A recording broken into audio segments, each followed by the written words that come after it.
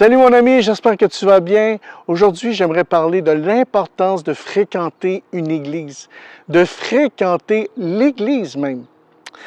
Et on ne se cachera pas, nous sommes dans une époque où l'individualisme est à son plus haut point, où les gens se disent « Ah, je me sens pas bien, j'ai pas le goût, ah, je vais faire ceci, je vais faire cela, parce que ça c'est... » Et tout est fait tout le temps en fonction de soi. Et je ne veux pas aller à l'église, j'en ai pas de besoin. Je peux aller sur Internet, aller chercher tout ce que je veux. Donc, puis l'église, c'est dépassé de mode, c'est plus d'actualité. Donc, ça n'a pas d'importance pour moi dans ma vie. Mais cependant, vivre sa foi chrétienne avec les autres chrétiens est nécessaire pour toi et pour tous les chrétiens. Jésus a formé son Église à partir d'hommes et de femmes qui sont devenus ses disciples. Et il a demandé à ses disciples, dans Matthieu 28, 18, de faire de toutes les nations des disciples, les baptisant au nom du Père, du Fils et du Saint-Esprit. Et aujourd'hui, si tu es baptisé au nom du Père, du Fils et du Saint-Esprit, si tu t'es détourné de tes mauvaises voies, si tu as abandonné ta vie de pécheur que tu avais autrefois, laisse-moi te dire que tu es aujourd'hui un chrétien. Et si tu es un chrétien, tu as besoin d'être avec d'autres chrétiens. C'est important de le comprendre tout ça parce que il y a de nombreux bénéfices à être avec ses frères et ses sœurs en Christ. Et l'Église, avant tout, est formée de gens qui croient en Dieu. L'Église, avec un petit E, c'est le bâtiment. On parle du bâtiment. Et quand on parle de l'Église avec un grand E, c'est toi et moi. C'est tous les chrétiens, c'est tous les croyants qui sont ensemble et qui forment l'Église de Jésus-Christ. Et l'Église, le mot Église vient du mot ecclésia. Ecclésia qui est du grec et qui voulait dire réunion, qui voulait dire rassemblement, et souvent ça se faisait en retrait. Et s'il y avait quelque chose de spécial, de très important, qui avait besoin d'être dit et fait dans ces rencontres-là. Et c'est la même chose à l'Église. Lorsque nous nous rencontrons ensemble, c'est quelque chose d'important et c'est quelque chose de spécial. Et on a besoin d'être ensemble. L'Église marche dans l'unité. L'Église, c'est l'épouse de Jésus-Christ. L'Église, c'est le corps de Christ et Jésus en est la tête. Et l'Église grandit sainement lorsqu'elle progresse ensemble. Et ça, c'est très important. Et j'aimerais t'exposer ces points, ces 4 points, juste là comme ça. Le premier point, l'Église où les croyants qui forment l'Église devraient être un. Et ça, c'est très important pour Jésus-Christ, parce qu'il a même prié le Père pour l'unité de l'Église. Et voici, dans Jean 17, versets 20 à 26, ce dont il est question. « Ce n'est pas pour eux seulement que je prie, mais encore pour ceux qui croiront en moi par leur parole, afin que tous soient un, comme toi, Père, tu es en moi, et comme je suis en toi, afin qu'eux aussi soient un en nous, pour que le monde croie que tu m'as envoyé. Je leur ai donné la gloire que tu m'as donnée, afin qu'ils soient un comme nous sommes un, moi en eux et toi en moi, afin qu'ils soient parfaitement un, et que le monde connaisse que tu m'as envoyé et que tu les as aimés comme tu m'as aimé. Père, je veux que là où je suis, ceux que tu m'as donnés soient aussi avec moi, afin qu'ils voient ma gloire, la gloire que tu m'as donnée, parce que tu m'as aimé avant la fondation du monde. Père juste, le monde ne t'a point connu, mais moi je t'ai connu, et ceux-ci ont connu que tu m'as envoyé. Je leur ai fait connaître ton nom, et je le leur ferai connaître, afin que l'amour dont tu m'as aimé soit en eux, et que je sois en eux. » Et tu vois à quel point c'est important pour Jésus-Christ, l'unité de l'Église. Premièrement, les bénéfices sont ceux-ci. Le monde peut voir l'amour de Dieu à travers l'unité des croyants et leur engagement envers Jésus-Christ. Et tu sais, tu connais le verset qui dit que les gens vont voir que nous sommes ses disciples à l'amour que nous avons les uns pour les autres. Il y a aussi la volonté de Jésus de voir l'Église là où il est lui-même pour agir dans ce monde. Jésus veut que nous agissions dans ce monde et il veut que nous soyons ensemble pour faire sa volonté, pour faire ce pourquoi il est venu parmi nous il y a 2000 ans. Dieu pourvoit à travers cette unité que les croyants ne sont pas seuls dans leurs épreuves. Dans l'unité, il y a aussi ce fait où nous nous entourons les uns les autres pour supporter les épreuves. Et ça, c'est une chose que tu vas retrouver qu'à l'intérieur de l'Église. L'Église est l'épouse de Jésus-Christ. Dans Éphésiens 5, versets 25 à 27, ça dit « Marie, aimez vos femmes comme Christ a aimé l'Église et s'est livré lui-même pour elle, afin de la sanctifier par la parole, après l'avoir purifiée par le baptême d'eau, afin de faire paraître devant lui cette Église glorieuse, sans tache, ni ride, ni rien de semblable, mais saine et irrépréhensible. » Tu vois que Jésus, pour lui, l'Église, c'est son épouse. Il l'aime et il s'est livré lui-même pour elle. Il est mort pour elle. Les bénéfices sont les suivants. Nous faisons l'objet de l'affection et de la gloire de Jésus-Christ. Imagine-toi toute l'affection que Jésus a pour son Église. Son Église. Pas seulement toi, pas seulement moi, mais son Église. Et si nous aimons Dieu de tout notre cœur, de toute notre force, de toutes nos pensées, nous allons aimer ce que Dieu aime. Et Dieu aime l'Église. Et toi, tu devrais aimer l'Église. Il y a la relation de Jésus-Christ envers son Église qui existe pour toujours. Jésus s'est engagé envers l'Église et il ne lâchera jamais son Église. Il aime son Église pour l'éternité. L'Église est le corps de Christ et Jésus en est la tête. Éphésiens 4, versets 11 à 16. Il est écrit, « Et il a donné les uns comme apôtres, les autres comme prophètes, les autres comme évangélistes, les autres comme pasteurs et docteurs, pour le perfectionnement des saints en vue de l'œuvre du ministère et de l'édification du corps de Christ, jusqu'à ce que nous soyons tous parvenus à l'unité de la foi et de la connaissance du Fils de Dieu, à l'état d'homme fait, à la mesure de la stature parfaite de Christ, afin que nous ne soyons plus des enfants flottants et emportés à tout vent de doctrine par la tromperie des hommes, par leur ruse, dans les moyens de séduction, mais que professant la vérité dans la charité, nous croissions à tout égard en celui qui est le chef, Christ. C'est de lui et grâce à tous les liens de son assistance que tout le corps, bien coordonné et formant un seul, solide assemblage, tire son accroissement selon la force qui convient à chacun de ses parties et s'édifie lui-même dans la charité. Wow! Ça, c'est fort, là, comme passage.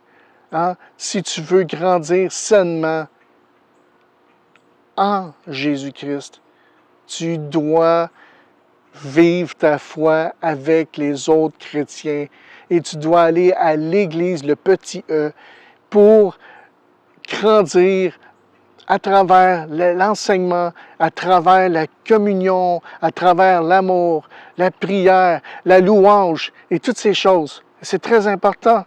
Et les bénéfices sont les suivants. Jésus est le lien qui nous rassemble. Il est la tête. C'est lui qui nous dirige. C'est lui qui nous dirige. Ce n'est pas un homme, c'est lui qui nous dirige. S'il y a un homme qui tombe, nous ne tombons pas parce que nos yeux sont fixés sur Jésus-Christ qui en est le dirigeant. Nous pouvons servir l'Église à travers nos dons et nos talents. Dieu t'a pourvu de dons et de talents. Et comme croyant, tu dois les mettre au service des autres, de tes frères et de tes sœurs en Jésus-Christ. Nous faisons aussi la volonté de Dieu comme Christ l'a fait avant nous. C'est un autre point. Et nous grandissons en tout équilibre dans tous les domaines de notre vie. Dieu nous touche dans tous les domaines de notre vie et nous grandissons avec équilibre. Et ça, c'est important, mon frère, ma sœur. L'Église est un endroit où on grandit. Et je vais te donner plusieurs versets ici. On grandit à travers l'encouragement. Dans Romains, au chapitre 1 et verset 12, Paul dit, « Afin que nous soyons encouragés ensemble au milieu de vous par la foi qui nous est commune à vous et à moi. » L'Église est un endroit où l'on grandit à travers la grâce. Éphésiens 4, 29. « Qu'il ne sorte de votre bouche aucune parole mauvaise, mais s'il y a lieu, quelques bonnes paroles qui servent à l'édification et communiquent une grâce à tous ceux qui l'entendent. » L'Église n'est pas là pour être dure avec toi, être dure avec les croyants. L'Église est là pour s'aimer, se pardonner et avoir la grâce les uns avec les autres. L'Église est un endroit où l'on grandit à travers le support et le pardon. Colossiens 3, 13 dit, « Supportez-vous les uns les autres, et si l'un a sujet de se plaindre de l'autre, pardonnez-vous réciproquement, de même que Christ vous a pardonné. Pardonnez-vous aussi. » Et l'Église est un endroit où l'on grandit à travers l'exhortation et l'édification. 1 Thessaloniciens 5, 11 dit, « C'est pourquoi exhortez-vous réciproquement, édifiez-vous les uns les autres, comme en réalité vous le faites. » Donc, c'est un endroit où on grandit à travers l'exhortation, l'amour qui est répandu à travers la parole de Dieu. Et justement, l'Église est un endroit où l'on grandit à travers l'amour. Et 2 Thessaloniciens 1, verset 3 dit, « Nous devons à votre sujet, frères, rendre continuellement grâce à Dieu, comme cela est juste, parce que votre foi fait de grands progrès, et que la charité de chacun de vous, à tous les égards, les uns et les autres, augmente de plus en plus. »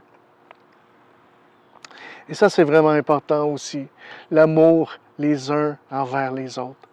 Et ça, c'est une chose qu'on apprend à vivre ensemble entre croyants. C'est pas toujours facile, mais on y parvient. Pourquoi? Parce qu'on progresse dans la foi.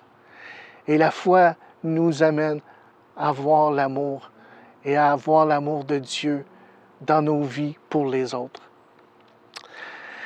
Et les bénéfices pour ça, l'Église est une communauté qui accepte les gens et qui les pardonne.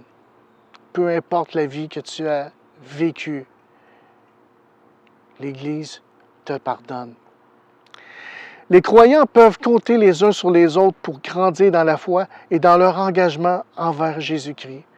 C'est là où l'on grandit et c'est là où on peut s'engager et vivre vraiment notre engagement envers Jésus-Christ. C'est difficile de vivre un engagement envers Jésus-Christ lorsque nous ne sommes pas ensemble, lorsqu'on est dans notre petit coin à faire notre petite vie, notre petit moi-je. C'est très difficile. Alors que Dieu voudrait qu'on se tourne vers les autres. Et les autres ne sont pas nécessairement les gens de ce monde, mais premièrement, oui, ils font partie aussi. Les gens de ce monde font partie de ceux vers lesquels nous devons nous tourner. Mais nous devons nous tourner premièrement les uns vers les autres dans l'Église de Jésus-Christ. Et l'Église s'édifie à travers l'amour et le service. L'Église grandit, l'Église s'édifie, l'Église se construit, l'Église Et lorsque tu mets tes dons, tes talents en action et ça fait du bien à quelqu'un et cette personne-là grandit. Et l'Église s'édifie. Et l'Église s'édifie, l'Église grandit, l'Église progresse. Et c'est très important de comprendre ceci, mon frère, ma sœur. Alors, si tu ne fréquentes pas une église aujourd'hui, ou si tu as abandonné l'église, ou si tu as débuté à écouter des enseignements de la parole de Dieu et tu es touché et que tu aimes Dieu, je te conseille très fortement de te trouver une église dans laquelle où tu vas pouvoir vivre tout ça, ce que je viens de partager avec toi. Et si tu as abandonné, je t'encourage à revenir là où tu as abandonné, à prendre courage et à briser certaines habitudes pour en prendre de nouvelles, parce que c'est pas toujours facile, mais c'est faisable et c'est ce que Dieu voudrait aussi pour toi, pour ta vie. Amen. Alors, j'aimerais prier pour toi avant de quitter, avant d'aller au chant. Viens et vois avec Manon et Mireille. Père Céleste, je te prie, Seigneur, de bénir mon frère, ma soeur qui écoute ce message aujourd'hui. Et je te prie, Seigneur, de toucher son cœur, Seigneur Dieu, et de l'attirer, Seigneur Dieu, à venir, Seigneur Dieu, partager avec les frères et les sœurs, Seigneur Dieu, sa foi, Seigneur Dieu, et qu'il puisse, Seigneur, goûter, Seigneur, à ton amour, Seigneur, qui est répandu dans ton Église, Seigneur Dieu, et qu'elle puisse, Seigneur Dieu, prendre part, Seigneur Dieu, à l'Église, Seigneur Dieu, le grand E, Seigneur Dieu, les frères et les sœurs, Seigneur, dont tu en es, Seigneur, le chef, Seigneur Dieu. Et je te prie, Seigneur Dieu, de toucher, Seigneur Dieu, par ton esprit, Seigneur Dieu, le cœur de chacun de ceux qui écoutent ce message, afin, Seigneur, qu'ils puissent, Seigneur Dieu, te connaître et venir à toi et te suivre et devenir des disciples, Seigneur, comme tu le veux, Seigneur Dieu. Alléluia, Seigneur.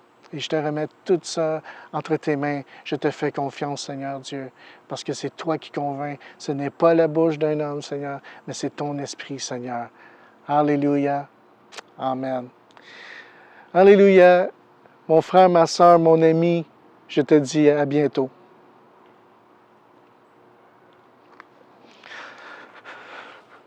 Jésus, mon âme veut t'élever, veut te glorifier.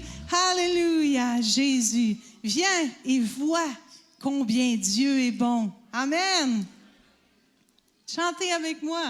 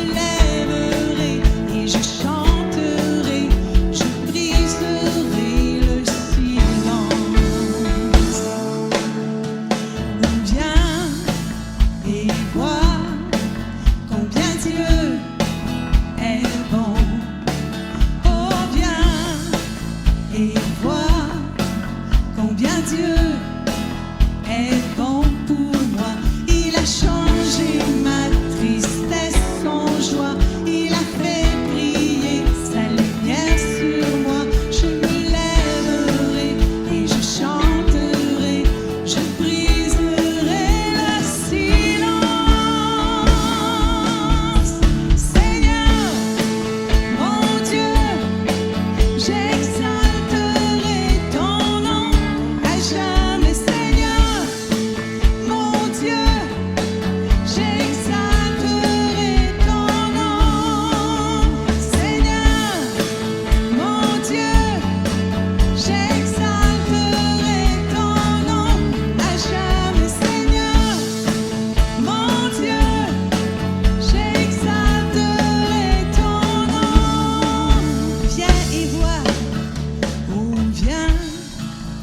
et vois combien Dieu est bon.